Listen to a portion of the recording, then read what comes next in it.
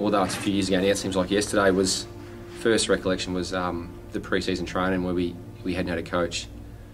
We'd had a lot of players leave the club. Turned up the first pre-season. Training was, a bit of a shock. There was only about 6 of us there. Mid-January, we still didn't have a coach, and it's funny what you sit back and reflect on now, I guess, 10 years after. And I can still remember one night we were on the training track. There was actually me, Dave Kennedy, Lex. Greg Pillar, I reckon, was there. And maybe Muzz turned up for the first night. So we didn't actually have enough blokes to do anything. So pretty tough pre-season, obviously, with numbers and the like. So we could hardly even get enough players there for half-court basketball. I think it was the 17th of January. Bernie Cannar and Jimmy Bell came to my house and asked if I'd be interested in coaching. I started keeping a diary. I just had a look through it, and there was one comment in there that I'd written, and it was about fucking time we got a coach. And it was that point that I sort of thought, well, at least we've got a bit of stability now. And then obviously when Snoop came on board, it was I guess we had some direction, we had new guidance there, and we definitely started to get a pretty good feeling around the club. And what he did, I suppose, is pretty unique in the foundation of the footy club and where it is now, is that he gave everybody a role in leading their club. And I remember my role was to look after the social side of things and make sure that blokes were enjoying themselves, not only from a partying point of view, but life and footy and all that sort of stuff was meshing well. And sort of pre-season was based more around probably enjoyment and fun, and I don't think we very rarely did any training without footies, and we rolled on and we started getting some numbers, but we didn't really recruit a lot. I think we got Simon Scramer came back, and Dan Lee sort of walked in the door from Western Australia, and we had a lot of other younger guys who played in the 2003 Reserves Premiership side. And it gave some fresh opportunities for a lot of the younger group of players that were going to be the future of the footy club. And we were training well, and I think we played Hamilton in a practice match up on Hamilton, and we won pretty well up there, and no one was giving us much of a chance. I think we were picked to finish 7th by the experts in an 8-team competition. We played our first practice match, and we were able to give Hamilton Imperials a bit of a touch-up, and I still remember that game, and I've got it on, got highlights of it at home, and the way we played as a team was sort of epitomised what we actually done for the entire. Anyway, looking forward to the season start, and I remember it pretty well because it was against Warrnambool round 1.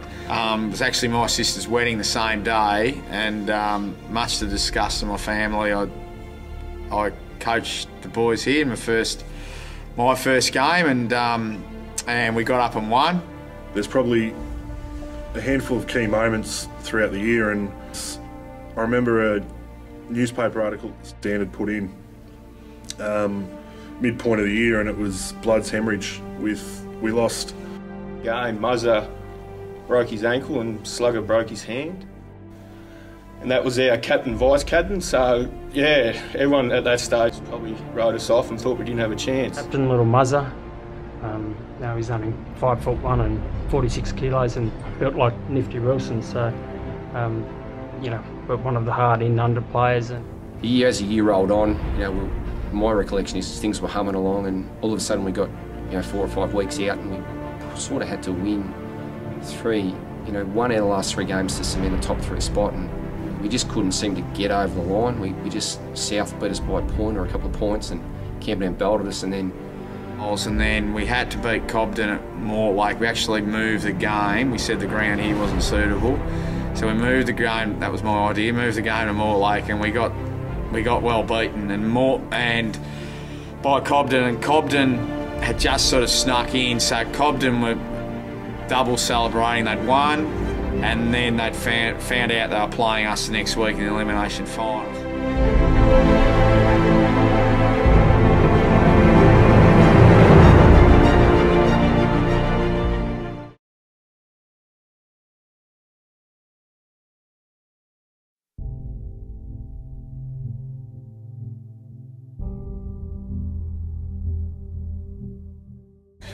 Tony Tony absolutely loved the footy club and all the guys around it. What made Tony Sloan was just his incredible courage and his amazing competitiveness. Play with the guy.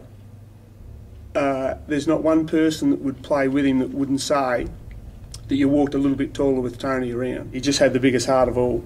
You know, whether it be on the training track or on the field of battle, he was just a fierce competitor. In 2003, April, he found out that he had pancreatic cancer, and so he knew how to fight on his hands, but as true Tony Sloan style, you know, he was always upbeat and said, well, if that's what I've got to do, we'll just play it day by day and we'll try and fight the best we can. Through sort of those periods of 203, I'd pick him up every Saturday and he just looked shithouse, and to be a fit frame of a man, to see him deteriorate to a skeleton of a person was emotionally hard. But every time I went to pick him up the Saturday before footy, he'd be looking forward to, he'd be ready to go.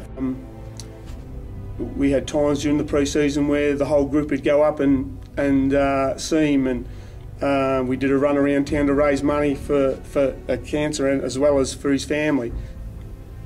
I can just remember in his last sort of few days, the day before he died, he was slipping in and out of consciousness, and I can remember running into Tim Fitzpatrick in the hospital corridor,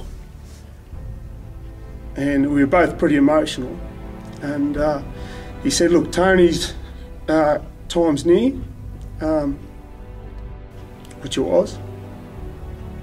And Tim said, excuse me, all his organs are failing and shutting down. The cancer's eating him alive inside. But he said, the one thing I can't believe is his heart's beating as strong as ever, as healthy as it could be. And I thought, well, that's just Tony to a T. The man with the biggest heart of all. And it was the last thing to go. So it was a tough time when he passed. For family, friends in the footy club, and all those young guys in the 204 side that had had a lot to do with him. Couldn't help be inspired by Tony and the courage that he'd shown and the love that he had for them. And I've got no doubt at all that, just in a small way, that he contributed to the Premiership from early on that year, just through courage and inspiration. And Tony's footy battles, I suppose, were very, very minor compared to his battle of life, but I think he played a small part. God bless you, Dominic.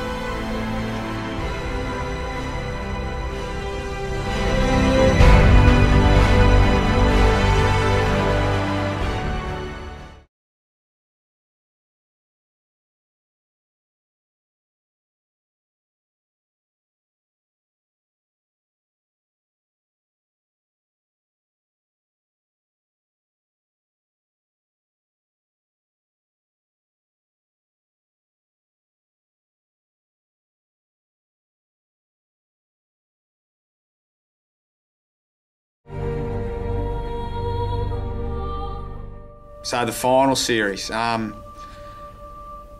boys had a meeting. Stoney had revealed that there was a bit of to and fro in between him and Trunk, and Stoney was only an 18-year-old kid. And the line was drawn in the sand, and I think the situation was, we don't condone what happened, but if it happened again, it was all on, and it was all for nothing, all in or all out. Anyway, I remember that game at Cobden. It happened. Steely came in, played on Trunk.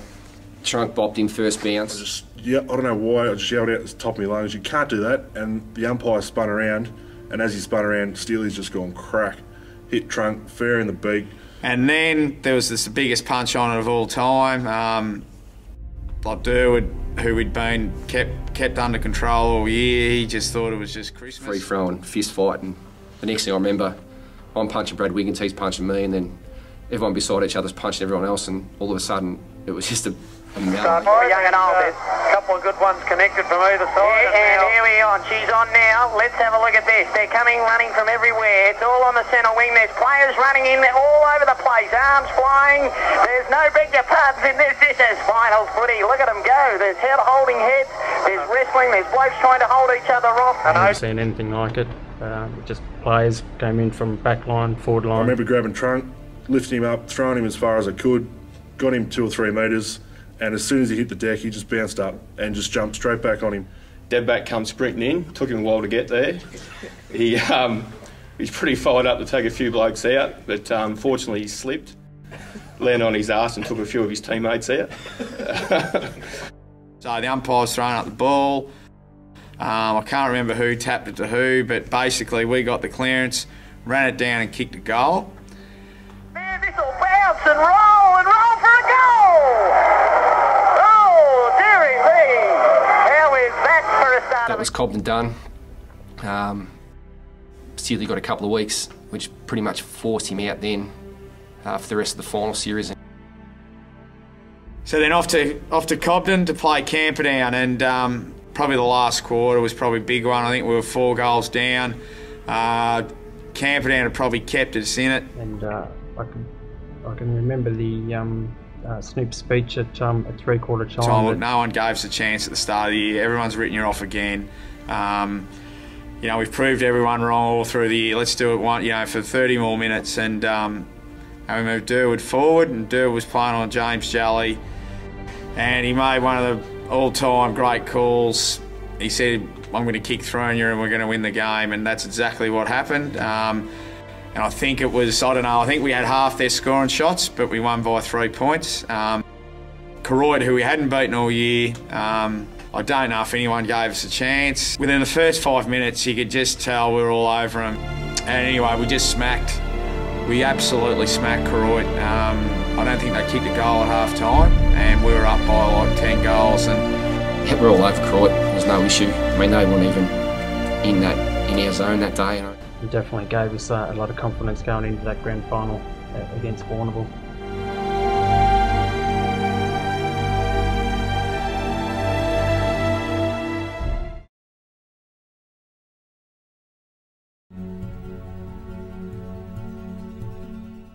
I remember going to the Maskell Medal on the Monday night. We went up there, didn't expect anything, and then halfway through the night, we sort of thought, well, Vogel's a massive chance to win this. I just remember looking over at Vogels and he was white as a ghost. He was nervous as hell, and when he finally won the award, I just sort of thought to myself that, geez, maybe this is the start of something special. I remember the week leading up, trainer was sharp, short. I was really nervous. we trained really well. There's a lot of excitement and that around the town. There was no one in the trainer's room. Everyone wanted to play. And Tuesday night, I remember it was about 40 minutes, but it was probably the best 40 minutes we've trained. The team meeting at South Rovers, we're all on edge, and Snoop played, one of his inspirational videos, and you're always chafing at the bit. Finals are big, but then when you get to a grand final, the crowd's so much bigger. To think I never got nervous before games, but it was as nervous as I've ever been before a game of footy. I remember Snoop said, "No, leave your cars here, I'll take your keys. You're going to walk in through the crowd." And I remember walking in, and the feeling in the crowd that day was unbelievable, and a lot of supporters and people that you knew that were Terrain Mortlake people, the buzz that they got from seeing us walk through actually took away a lot of the nerves. I didn't really take much notice of the banner, but I sort of look at it now, and Jacob Densley done a great job with it. And it was a rip of the Warrnambool fans that we home by 4:30. It's important we started well, and we did. Zave Maloney kicked the first goal of the game. Balked one of my good mates, Simon Perry, and I think his grandfather actually told him that early on in games, people are pretty nervous, and if they're on the mark, they'll jump up in the air. So Zave being Zave, he actually remembered that, and then, yeah, it was just a beautiful goal from probably 50 metres out. We sort of started the game well, and we got on top of them, and they sort of just didn't come, And then again, and just the confidence got up, got into half time, and you could just tell that the game was ours. I sort of remember walking out of the change rooms, boys were all up and about, and that was sort of it. They'd taken over, and away they went. And third quarter, I was at Wearmouth, kicked 3 goals. Luke Vogels took a big mark. Zave Maloney kicked another goal, and and by three-quarter time we were 45 points up. Looking at the score on it, we just kept getting further and further in front. And I remember at three-quarter time, I said to Snoop, I can't believe, I think they're dropping off, and they did. And my last memory of the game is I came back onto the ground with about 5 minutes to go, and I was on the forward flank out near the netball court. The siren went, and I remember looking back towards the main playing group. The red and blue that jumped the fence and swamped the players, and the joy and jubilation that we felt was just, unbelievable. Something that I'll never forget. It was probably the best feeling of my football career when I could kick that sealer, and it was just great. And siren, and then just euphoria. The Saturday night back here was just incredible, and the community were able to share in our jubilation. It was just one of the best nights of everyone's lives, whether it's supporters or committee. What an amazing day! If someone had said this at the start of the year, this is what was going to happen, you just would have said, well, that just, you wouldn't even write a fictional book about it, and here it was, it had happened. 2004 was a group of blokes that were trying to achieve one common goal. 04, it was unexpected. Boys are just great all year, and it's probably the best season I've been involved with the footy club. 2004 to me is a year that I'll never forget. Really, really special time with special people, and an amazing achievement from an amazing group of players.